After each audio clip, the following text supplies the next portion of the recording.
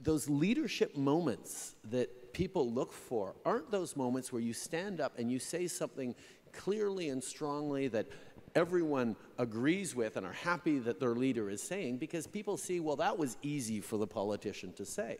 What people look for is moments where you stand up and say something difficult or controversial, and it pushes back against people who otherwise might support you but say, oh, I'm having a little difficulty with that one. And what you see is it actually demonstrates your capacity to stand for what you believe in and not just what happens to be popular. And that's very much what us all, as wiser consumers of media and politics these days than ever before, are looking for. Is someone going to stand up for what they truly believe in and what their values are, and not just which way the wind is blowing? And I think that is what has helped. But that still doesn't explain the boxing match. But that's about to say. I mean, well, obviously you did imbibe a tremendous amount from your father, who was a great and skillful politician, and you travelled around the world with him and must have learned a lot from that. But at the same time, you've also done this wonderful thing for the idea of being a feminist. And, you know, there was a very interesting piece in the New York Times at the weekend by Frank Bruni talking about how men often get stuck in what he called the man box, this kind of fake idea of masculinity and so on. And I wondered how we can make a change on that, because it is so bedeviling. Every woman, in a way, who comes to our stage says, you know, you have to change the mindset of men and make men understand it's for them as well to partner with us, because we can't do it on our own. And, you know, you're married to Sophie Trudeau, who was a terrific broadcaster and so on.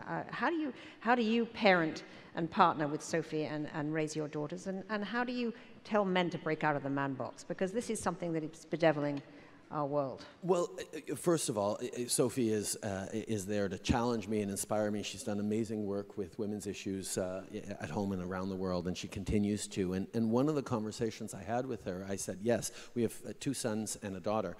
And I'm like, yes, I'm going to focus on making sure that my daughter understands that she can do anything. There should be no barriers. She should be able to be as successful and a proud feminist as she possibly can. And Sophie said, yes. And what are you going to tell your sons? I said, oh, okay, I will also tell my sons to be feminists and that their sister can do anything they want. And that idea that, you know, we can't just talk about how women need to be empowered without talking to the people who unfairly still have more power, the men. The men have to be part of the solution. And quite frankly, you know, when you actually start seeing boards go from saying, oh, we're getting a lot of public pressure, we really should appoint a few women to the board, to saying, oh my God, we really need to appoint a few more women to the board because we need better quality of decisions. We're having trouble with our growth. We need to reach out to understand the market better and understand our motivation better.